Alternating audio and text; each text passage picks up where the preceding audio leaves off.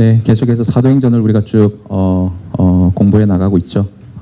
그래서 지난 시간에는 소아시아로 복음을 전하러 가려고 했던 그 바울의 일행이 하나님께서 친히 성령으로 예수의 영으로 막으셨습니다. 그래서 지난 시간에 닫힌 문과 열린 문에 대해서 말씀드렸죠.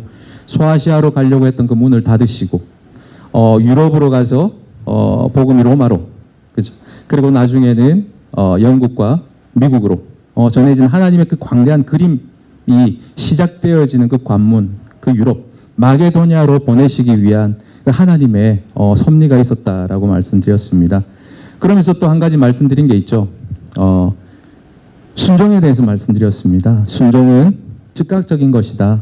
하나님의 뜻이 보여지면 바로 즉각적으로 반응하는 것이다. 그렇게 이제 말씀을 드렸는데 그 말씀을 들으신 한 분께서 페이스북에 그렇게 아주 멋지게 글을 적어 놓으셨더라고요. 그 순종의 골든타임. 제가 앞으로 이걸 써먹으려고 합니다. 괜찮죠? 순종에는 골든타임이 있다. 생명에만 골든타임이 있는 것이 아니라 순종에도 골든타임이 있고 순종에도 유효기간이 있다. 그죠? 시간이 지나면 순종의 그 효과는 반감된다. 즉각적으로 순종하는 것이 하나님께서 원하시는 것이다. 그렇게 말씀드렸습니다. 자, 이렇게 열려진 문을 깨달았습니다. 그래서 사도 바울과 신라 일행은 도저히 그 지체할 필요가 없었던 것이죠. 바로 반응합니다. 바로 순종합니다. 그래서 마게도냐로 바로 직행하는 것이죠. 지도 한번 보여주시죠.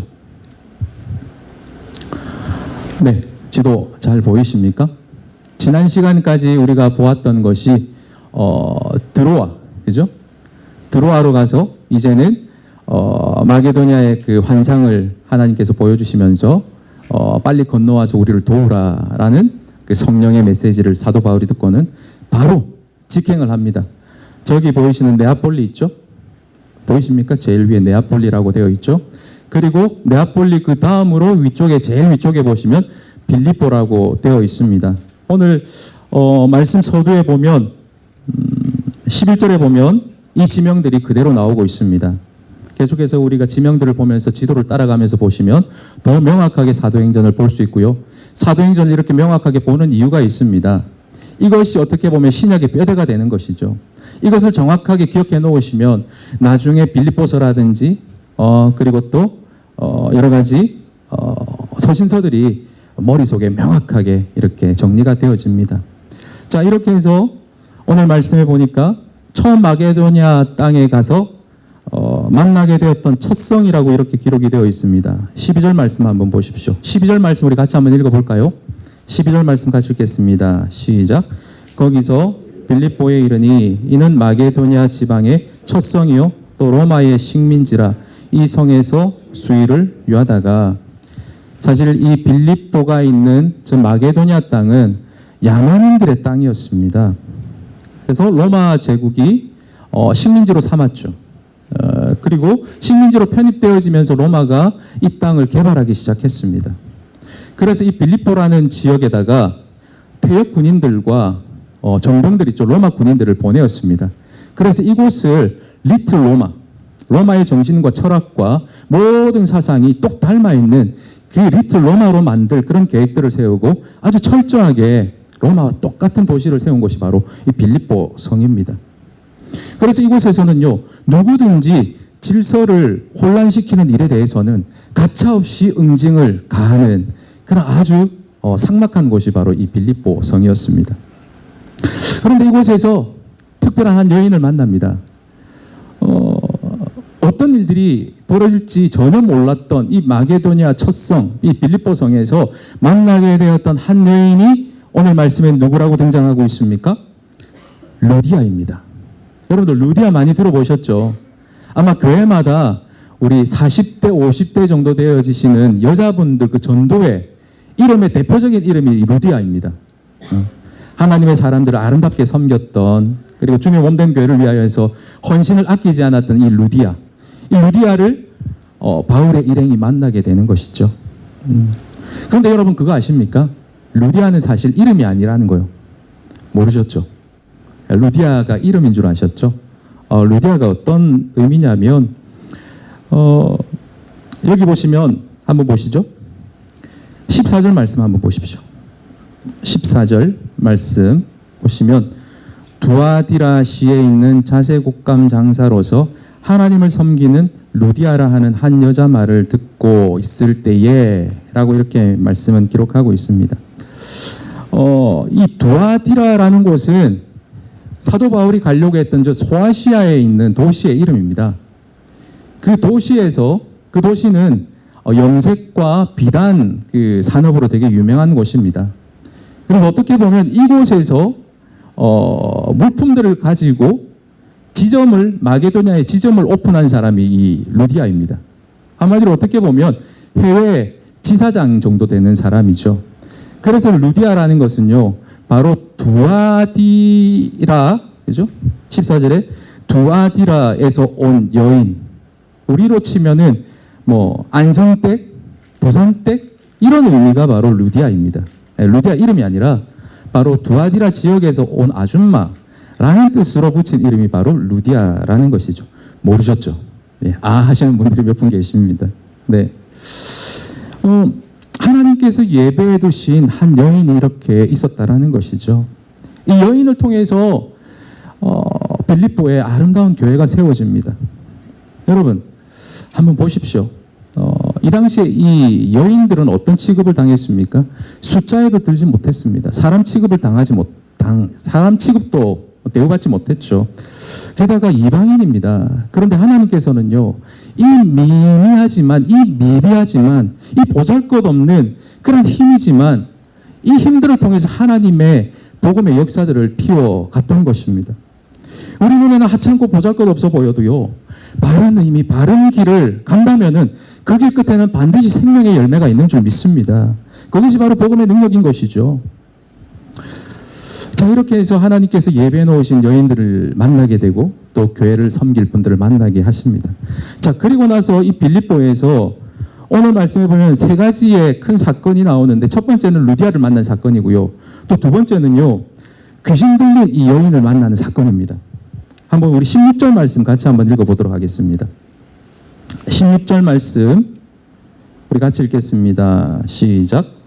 우리가 기도하는 곳에 가다가 점치는 귀신 들린 여종 하나를 만나니 점으로 그 주인들에게 큰 이익을 주는 자라. 귀신 들린 여인을 만납니다. 그리고 이 여인 때문에 뜻하지 않은 고난을 맞닥뜨리게 되는 것이죠. 한번 보십시오. 귀신이 들려가지고 하루 종일 점을 보고 있습니다. 점을 치고 있습니다. 한번 상상을 해보십시오. 머리를 산발한 채 아주 비참한 인생입니다. 뭐 주인이 밥이라도 제대로 줬겠습니까? 그 여인으로서의 그 자존심, 미모를 꾸미는 건 언감생심이죠. 생각지도 못했던 것이죠. 아주 비참하게 하루하루를 살아가는 여인이었습니다. 그런데 이 여인이 바로 눈에 들어왔던 것입니다. 너무 불쌍해 보이는 것이죠. 그래서 사도 바울이 하나님의 능력으로, 그 복음의 능력으로 귀신을 떨쳐보냅니다. 새 생명을 주는 것이죠. 그래서 보통 사람들이 너무나도 일상적으로 누렸던, 그러나 너무 멀리 느껴졌던 그 평범한 삶을 이 여인은 이제 살게 되었던 것이죠. 그런 어떤 새삼, 축복된 새 삶이 열려지게 되었습니다. 그런데 여기에서 문제가 생겼던 것입니다. 왜냐하면 이 여인 때문에 돈을 벌고 있었던 주인이 있었던 것이죠. 이 주인이 어떻게 보면 이 여인이 귀신이 떠나가고 점을 더 이상 칠 수 없는 상황이 생기니까 자기의 수입이 끊어지게 된 것입니다. 오늘 말씀해 보니까 이렇게 말씀하고 있습니다. 한번 보시면 19절 말씀. 19절 말씀 우리 같이 한번 읽겠습니다. 같이 읽겠습니다. 시작. 여종의 주인들은 자기 수익의 소망이 끊어진 것을 보고 바울과 실라를 붙잡아 장터로 관리들에게 끌어갔다.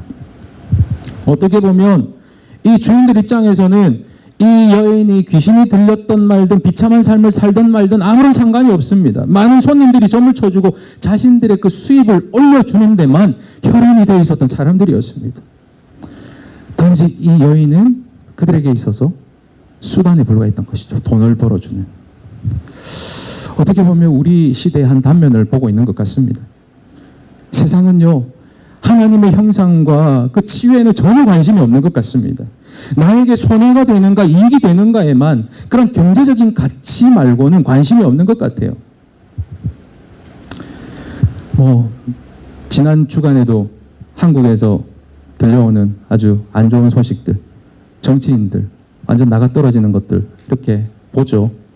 성적인 문제들 이런 것들을 보면서 겉으로는 공의를 위한다, 정의를 위한다, 약자를 위한다라고는 하지만 속으로는 자기의 욕망과 탐욕에 그런 노예가 되어서 약한 자를 짓밟았던 그런 사람의 모습이 바로 귀신 들린 여인을 수입원으로 삼고 있는 사람과 별반 다를 바 없는 것이죠.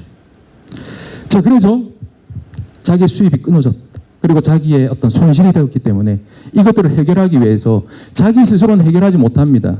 왜냐하면 로마 일행은 로마 시민권을 가지고 있는 사람이기 때문에 함부로 손을 댈 수가 없습니다. 로마 법에 의해서만 이렇게 정리가 되어져야 되는 것이죠. 그래서 관원들에게 데리고 갑니다. 그리고 관원들에게 데리고 가서는 자기네들의 그 속셈을 뒤로 감춘 채 거짓 죄목을 고해 바치는 것이죠. 음모인 것이죠. 20에서 21절 말씀 제가 한번 읽도록 하겠습니다. 상관들 앞에 데리고 가서 말하되 이 사람들이 유대인인데 우리의 성을 심히 요란하게 하여 로마 사람이 우리가 받지도 못하고 행하지도 못할 풍속을 전한다 하거늘 귀신 들린 여인에게 귀신을 쫓아내고 그래서 이 주인들에게 수입원이 끊어진 것이죠. 그런데 관료들에게 이야기하는 것은 무엇입니까? 이 사람들이 소동을 일으키려 한다. 그죠? 그리고 또 우리가 받아들일 수 없는 헛된 이방 종교를 우리들에게 전파하려고 한다라고 이제 모함을 하고 있는 것입니다. 자, 관리들도 아마 평상시에 이 주인들하고 모종의 그런 어떤 커넥션, 블랙 커넥션이 있었던 것 같아요. 수입원을 온전히 보호받기 위해서 아마 이 관료들과도 모종의 그런 어떤 관계들이, 커넥션들이 있지 않았을까요? 한번 보십시오. 먼저 이렇게 송사를 받게 되어지면 잘잘못을 따져야 됩니다. 그런데 전혀 양편의 이야기를 듣지 않고 그냥 손실을 입은 이 주인의 이야기만 듣고 이 사도 바울과 실라를 옥에 가두어 버리는 것이죠. 어떻게 보면 이거는 불법 구음입니다. 그리고 어떻게 합니까? 감옥에 넣기 전에 채찍질로 때리는 것이죠. 오늘 말씀해 보니까 많이 때렸다라고 이렇게 이야기를 하고 있습니다. 우리는 예수님의 그 고난을 통해서 로마군의 이 채찍질이 얼마나 무서운 것인가를 우리는 알 수 있습니다. 어떻게 합니까? 먼저 오늘 말씀에도 그렇게 나오지만 옷을 벗겼다라고 합니다. 그리고 나서 채찍질을 했다라고 하죠. 여러분들 잘 아시죠? 로마군의 채찍질, 그 가죽 끝에는 무엇이 달려 있습니까? 동물들의 뼈 조각들이 달려 있습니다. 그래서 어떤 또 기록에 의하면 이 가죽에다가 물까지 묻혔다라고 합니다. 몸에 더 찰싹 잘 달라붙도록 해가지고요. 그래서 채찍질을 하죠. 그러면 채찍이 몸을 휘감습니다. 그리고 뼈는 살을 파고들죠. 그러면서 잡아당기죠. 그럼 살점이 두둑 떨어집니다. 온몸이 피투성이가 되는 것이죠. 그렇게 때렸다라고 하고 있습니다. 그리고 치료도 하지 않고 이 바울과 실라 일행을 지하 감옥에다가 가두었다라고 말씀은 이렇게 기록을 하죠. 로마에는 감옥의 시스템이 세 가지가 있습니다. 그래서 경범죄를 저지른 사람에게는 그냥 일반 감옥에 놓고요. 그리고 조금 중한 죄를 지은 사람에게는 내옥이라고 합니다. 조금 더 깊은 곳에다가 감옥을 세팅을 해놓고 있었죠. 정말 이 사형에 해당하는 중범죄를 저지른 사람에게는요, 땅을 깊숙하게 파고 거기에다가 철장을 여러 겹을 쳐가지고 제일 깊은 곳에다가 도저히 빠져나올 수 없는 곳에다가 사람들을 집어넣어 놓습니다. 오늘 말씀에 등장하고 있는 이 옥은 바로 제일 마지막에 말씀드렸던 그 감옥을 말하고 있습니다. 지하 깊은 곳, 냉기가 가득한 곳, 습기가 계속해서 벽에서 흘러나오는 그런 아주 끔찍한 곳에 바울과 실라가 갇히게 됐던 것입니다. 그런데 이것으로 끝나지 않습니다. 오늘 말씀해 보니까 발에다가 착고를 채웠다라고 이렇게 말씀을 기록하고 있죠. 그 고대 근동의 그 유물에 의하면 그 착고가 발견되어졌는데 이 착고가 어떤 식으로 되어 있냐면 길다란 약 1.2m 정도 되는 1.2m에서 1.5m 정도 되는 길 널따란 판자라고 합니다. 그런데 재미난 것은요, 구멍이 어디에 뚫려 있냐면 판자 제일 끝에 양쪽에 구멍이 뚫려 있습니다. 한번 생각해 보십시오. 어떻게 했겠습니까? 이게 착고라고 하고요, 발에다가 이것을 채웠다라고 합니다. 어떻게 채웠냐면 이 피를 철철 흘리는 이 사람의 다리를 쫙 다 벌려가지고 최대한 벌려가지고, 여러분들 태권도 할 때 다리 찢는 것도 굉장히 힘듭니다. 그런데 그 피투성이가 되어서 저 의식이 없는 사람의 다리를 갖다가 그렇게 착고에다가 채웠다라고 하는 것이죠. 일어서지도 못하고 제대로 앉지도 눕지도 못하는 그런 고통스러운 순간 가운데 바울과 실라가 내동댕이 쳐졌다는 것입니다. 여러분 한번 생각해 보십시오. 여기서는요, 영원히 죽을 수도 있습니다. 사형당할 수도 있고요. 그 매질 때문에 입은 그 상처 때문에 감염이 되어서 죽을 수도 있습니다. 여러분, 우리는 말씀을 너무 쉽게 생각합니다. 왜냐하면 우리는 결과를 보고 있으니까요. 조금만 몇 줄만 지나가면 뒤에 보면은 옥문이 열리고, 그죠? 지진이 일어나면서 착고가 풀리고 이런 것들을 보기 때문에 이 순간도, 이 절망의 순간도 사도 바울은 믿음으로 잘 버텨내고 있을 것이다라고 생각하죠. 오산입니다. 사도 바울이 말씀을 통해서 눈이 고백하고 있는 것이 무엇입니까?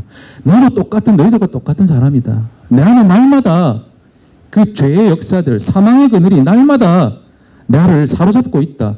오라, 공고한 사람이로다. 그죠? 죄와 사망의 법에서 누가 나를 구원할까? 늘 갈등하고 고민하고 순간순간 찾아드는 그 욕망 때문에 늘 하나님 앞에 죄송스럽게 생각했고 고민했던 사람이 바로 사도 바울이었습니다. 아마도 그러지 않았을까요? 이 일들은 순식간에 일어난 일입니다. 너무 당황스럽고 억울하지 않았을까요? 하나님이 원망스럽지 않았을까요?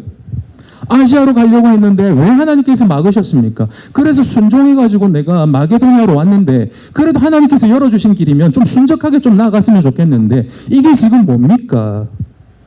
내 욕심대로 한 것도 아닌데 내가 하나님의 뜻을 따랐는데 왜 이런 고난과 아픔이 나에게 다가오는 것입니까? 얼마나 억울하지 않았겠습니까? 그죠? 이런 가운데 말씀을 우리가 다시 보면 우리가 이때껏 들었던 사도 바울의 기도와 찬양은 이전에 들었던 그런 내용의 찬양과 기도가 아니었을 것입니다. 한번 보십시오. 어떻게 말씀은 기록하고 있는지. 25절 말씀 우리 같이 한번 읽겠습니다. 25절 말씀 같이 읽겠습니다. 시작.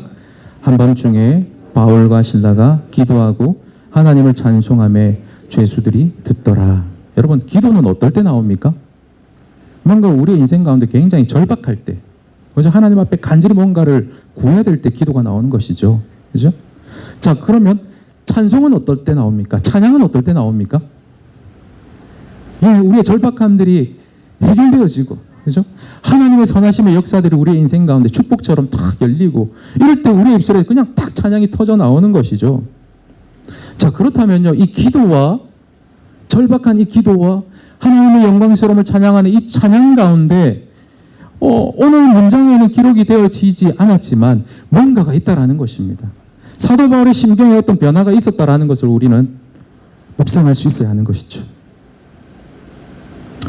문자로 기록되지는 않았지만 중요한 어떤 심리적인 변화, 내면의 변화가 있었다라는 것을 우리는 유추할 수 있습니다.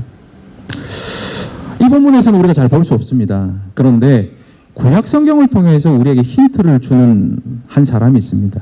누구냐면요, 한나 아십니까? 여러분, 한나의 기도 아시죠? 한나가 누구의 어머니죠? 사무엘의 어머니죠. 사무엘이 굉장히 힘든 가운데 태어났습니다. 사무엘서 1장에 보면 한나의 기도가 나오죠. 한나의 기도 한번 보시면 정말 처절하고 비참한 한 여인의 그 고통스러움이 절절히 묻어나고 있습니다. 왜입니까? 아이를 생산하지 못한다라는 것을 유대 문화에서요, 단순하게 생산 기능을 잃어버린 여자 정도로 취급되지 않습니다. 아예 쓸모없는 인생으로 취급되어집니다. 아주 비참한 인생이죠. 그 비참함을 가지고 하나님 앞에 나아가서 하나님, 저는 왜 이렇습니까? 하나님, 아들 좀 주십시오. 나 이런 비참한 상황을 좀 벗어나고 싶습니다. 그렇게 아주 절절히 하나님께 원망하면서 그렇게 기도하지 않았겠습니까? 그런데 참 감사하게도요, 2장으로 딱 넘어가면요, 1장은 한나의 기도고요, 2장은 한나의 찬양입니다. 한나의 찬송입니다. 그 찬송에 보면요, 하나님을 기뻐 찬양하는 너무 1장과 2장의 분위기가 틀립니다. 그럼 이 키가 어디에 나오냐면 1장 제일 마지막에 보면은 어떤 말씀이 있냐면 하나님의 마음과 한나의 마음이 두 대상의 심정이 통했더라라는 뉘앙스의 말씀이 나오고 있습니다.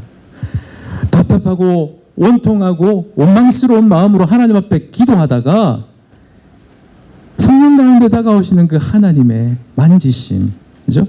하나님의 위로, 하나님의 힘주심이, 그리고 그 고난과 아픔을 통해서 하나님께서 주시고자 하시는 하나님의 뜻을 한나는 기도하는 가운데 깨닫기 시작했던 것입니다. 그래서 나중에는 어떻게 되어지는 줄 아십니까? 한나의 기도가 바뀌는 것이죠. 처음에는 하나님 아들 주십시오라고 그렇게 기도했는데 2장 마지막 부분에 가보면 하나님께서 아들을 주시면 내가 아들을 하나님께 드리겠습니다 라는 그렇게 기도로 바뀌는 것이죠. 여러분, 꼭 하나님은요, 우리 인생의 아픔을 통해서 하나님을 보게 만드시는 것 같아요. 그런데 이것은 하나님의 문제가 아닙니다. 바로 우리의 문제입니다. 아프지 않으면 하나님께 집중하지 않습니다. 고통스러운 순간이 아니면 하나님을 그렇게 애절하게 찾지 않습니다. 우리의 문제라는 것이죠. 바울도 이해가 안 됐을 것입니다. 너무 아팠을 것입니다. 너무 고통스러웠을 것입니다. 그런 가운데서 하나님 앞에 원망스럽게 기도하다가 하나님께 독대하다가 깜깜한 가운데 찾아오시는 그 빛, 하나님의 심정을 느끼게 되었던 것이죠. 이 사도 바울을 지금껏 이끌어오셨던 그 하나님의 섭리의 손길이 보이기 시작했던 것이죠. 한번 보십시오. 우리도 볼 수 있습니다. 만나게 하는 사람들이 막 보이기 시작하는 것이죠. 디모데를 만나게 하시고 실라를 만나게 하시고, 디모데는요 헬라어에 능통한 사람입니다. 실라는요 로마 시민권자입니다. 뿐만 아니라 아시아로 가려고 했는데 마게도니아로 문을 여십니다. 로마로 가는 그 여정들을 하나님께서 열어가시는 것들이 보이는 것이죠. 이렇게 기도하는 가운데 하나님의 섭리의 손길이 보이는 것입니다. 그래, 내가 너를 로마로 가게 할 거야.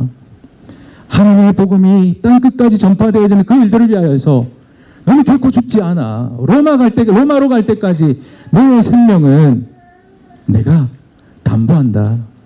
하나님의 그 뜻, 그 하나님의 섭리, 그 하나님의 경륜들이 보이기 시작했던 것이죠.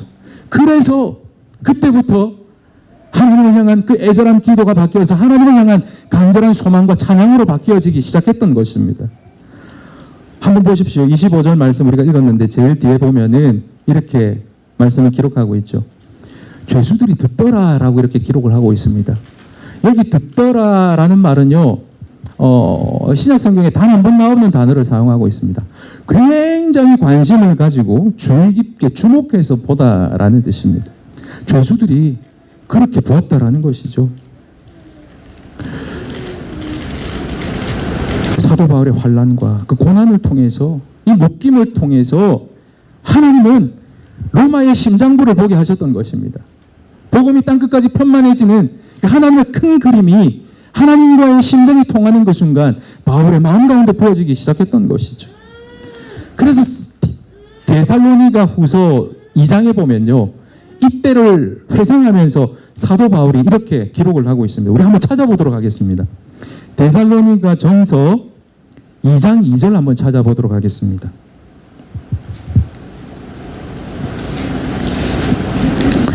데살로니가 전서 2장 2절 말씀,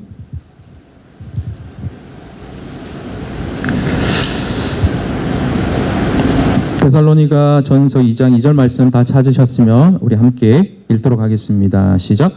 너희가 아는 바와 같이 우리가 먼저 빌립보에서 고난과 능욕을 당하였으나 우리 하나님을 힘입어 많은 싸움 중에 하나님의 복음을 전하였노라. 네, 이렇게 말씀하고 있죠. 환난과 고난과 어려움을 겪은 것을 말하고 있습니다. 매질당한 것을 말하고 있습니다. 싸움이라는 의미가요. 이러한 중에 복음을 전했다라고 그렇게 말씀하고 있죠. 바울이 결국에 본 것이 바로 이것입니다. 처음에는 자기가 당한 이 기막힌 상황들을 이해할 수 없었습니다. 그런데 원망과 부르짖음 가운데 찾아오신 그 성령님께서 하나님의 마음을 주입시키신 것이죠. 하나님과 그 마음이 통했던 것입니다. 고통스럽지, 힘들지, 그러나 조금만 참으렴. 이 일들을 통하여서 나의 원대하고 위대하고 광대한 그 복음의 역사들을 이루어갈 것이다라는 것을 하나님께서 보여주셨던 것이죠. 빛처럼. 그리고 또한 그 로마와 똑같은, 그죠? 리틀 로마라고 말씀드렸죠. 빌립보가. 그 가운데서 비참하게 소외당하여서 지하 감옥 제일 밑바닥에서 소망도 잃어버린 채 살아가고 있는 그 인생들, 그 불쌍히 여기시는 그 하나님의 마음이 느껴졌던 것입니다. 그래서 그들을 바라봤던 것이죠. 그래서 기도가 찬송으로 변화되었던 것입니다. 사도 바울이 아마 이 찬송을 부르지 않았을까요? 그 두려움이 변하여서 내 기도가 되게 하시고 전날의 한숨이 변하여서 내 노래가 되게 하시는 하나님, 하나님의 그 역사가 그 기도 가운데 있었던 것입니다. 자, 그러니까 26절 말씀에 엄청난 일이 벌어지는 것이죠. 26절 말씀도 우리 같이 읽겠습니다. 같이 한번 읽어보도록 하겠습니다. 시작. 이에 갑자기 큰 지진이 나서 옥토가 움직이고 문이 곧 다 열리며 모든 사람의 메인 것이 다 벗어진지라. 아멘. 하나님의 계획에 대한 의심과 회의가 해소되자 하나님께서 사인을 보여주시는 것이죠. 모든 땅이 흔들리고 모든 묶였던 사슬들이 풀어지는 그 자유함을 보여주신 것입니다. 이것이 무엇입니까? 네가 전하는 그 복음, 너의 가슴 속에 들끓는 그 복음이 닿는 곳마다 생명이 일어나고 인생들을 올가매고 있던 어둠의 권세에 묶여 있었던 이 영혼들이, 죄악과 사망의 사슬에 묶여 있었던 이 영혼들의 결박이 풀어지는 그 역사가 네가 전하는 그 복음 가운데 있을 것이다. 복음의 역사가 그렇게 일어날 것이다. 그것을 그 지진과 그 착고가 풀리는 그 역사들을 통해서 하나님께서 보여주셨던 것입니다. 여러분, 이 일들이 있고 난 이후에 사도 바울의 그 행동이 이것을 더 확신시켜 줍니다. 만약에 기도한 것이 빨리 감옥을 탈출하는 그 제목들로 기도했다면 옥문이 열려지자마자, 착고가 풀리자마자 사도 바울이 도망을 갔겠죠. 그런데 도망가지 않습니다. 그죠? 오히려 도망갔거니 싶어서 간수들이 놀래가지고 이 책임을 물어서 자기네들이 죽게 될까봐 두려워서 끔찍하게 죽게 되는 것이죠. 간수들이 자기 책임을 다하지 못했을 때는. 그래서 그 끔찍하게 죽을 바에는 자살하는 게 낫겠다 싶어가지고 자살하려고 하는 자들을 향하여서 자살의 그 손길을 멈춰라. 그렇게 이야기하는 것이죠. 그러니까 이 간수들이 깜짝 놀라면서 30절 말씀에 이렇게 이야기를 합니다. 그들을 데리고 나가 이르되 선생들이여 내가 어떻게 하여야 구원을 받으리까 하거늘. 사도 바울의 그 찬송, 그 기도, 그리고 또 일어난 그 역사, 하나님의 기적의 역사들을 통해서 하나님의 살아계심을 이 간수들도 보게 되었던 것입니다. 그러면서 이들을 향하여서 31절에 이렇게 고백하는 것이죠. 우리가 너무나도 잘 아는 말씀이죠. 31절 말씀 우리 같이 또 한번 읽겠습니다. 같이 읽겠습니다. 시작. 이르되 주 예수를 믿으라. 그리하면 너와 내 집이 구원을 받으리라 하고. 여러분, 바울이 꿈꾸었던 꿈은 무너졌습니다. 그러나 그것들을 통해서 하나님의 소원과 하나님의 비전이 새롭게 자리를 잡기 시작했던 것입니다. 나의 욕망과 소원이 무너지고 하나님의 바울의 인생을 통한 계획과 비전이 더욱더 선명해지게 되었던 것입니다. 어디서부터요? 이 칠흑 같은 어둠 속에서 빛으로 다가오신 그 하나님을 통해서 하나님의 그 비전들이 선명하게 세워졌던 것입니다. 복음이 닿는 곳마다 생명이 살아나고 자유가 임하고 고통이 떠나게 될 것이다. 결박이 풀어지는 것을 하나님께서 보이셨던 것입니다. 결국은 어떻습니까? 사도 바울은 죄수가 되어서 로마로 가게 되는 것이죠. 성경은 이런 사람들을 향하여서 무엇이라 이야기합니까? 세상이 감당치 못할 사람들이라고 그렇게 이야기를 합니다. 자기가 환난을 당하느냐, 손해가 되느냐, 이익이 되느냐, 그것이 더 이상 인생의 기준이 아닙니다. 오직 그의 관심은요, 아무 일에든지 그리스도가 존귀케 되어지는 것만이 그의 인생의 관심이었습니다. 빌립보서 1장 20절 말씀에 보면 사도 바울이 이 빌립보 교회에서 이렇게 고백을 하고 있습니다. 그 빌립보 교회를 향하여서 제가 읽겠습니다. 나의 간절한 기대와 소망을 따라 아무 일에든지 부끄러워하지 아니하고 지금도 전과 같이 온전히 담대하여 살든지 죽든지 내 몸에서 그리스도가 존귀하게 되기를 원하나이다. 이렇게 기록을 하고 있습니다. 죄수 모양이라도 괜찮다. 나의 어떤 낮아짐과 비참함에도 헐벗고 굶주림에도 불구하고 예수님만이 존귀케 되어진다면 나는 그것으로 족하다. 이 고백을 하는 것이죠. 그러니 사도 바울은 그 흑암 가운데서, 칠흑 같은 어둠 가운데서, 그 고통 가운데서 하나님을 찬양할 수 있었던 것입니다. 사랑하는 성도 여러분, 말씀을 정리하고 맺도록 하겠습니다. 우리도 인생길을 걷다 보면 이 감옥 안에 사도 바울의 절규처럼 그렇게 안타까워서 하나님 앞에 부르짖으며 기도할 때가 있을 것입니다. 그런 상황들을 만나게 되는 것이죠. 도대체 이게 뭡니까? 납득이 안 됩니다. 그런데요, 그렇게 기도하다가 하나님의 뜻을 보게 되는 것이죠. 하나님의 심정을 통하게 되고 하나님의 마음이 느껴지고 그 나의 걸어왔던 그 인생길 가운데 담겨 있었던 그 하나님의 손길이 보여지기 시작하는 것이죠. 하나님의 경륜과 하나님의 그 섭리가 보여지기 시작하는 것이죠. 그러면 또 무엇이 보여집니까? 내가 걸어가야 될 길들이 또한 선명하게 보여지는 것이죠. 하나님께서 이 걸음 이 길을 인도하고 계시는구나. 이때에 사도 바울처럼 한밤중에도 하나님을 향한 깊은 울림이 있는 찬양을 하나님께 올려드리게 될 줄 믿습니다. 이 찬송을 부르는 인생은 누구나 세상이 감당치 못할 하나님의 사람들이라 세상이 인정하게 될 것입니다. 칠흑 같은 인생 속에서 하나님의 계획이 구체적으로 살아나서 한밤중에도 하나님을 뜨겁게 찬양할 수 있는 하나님의 사람들이 다 되시기를 주님의 이름으로 축복합니다.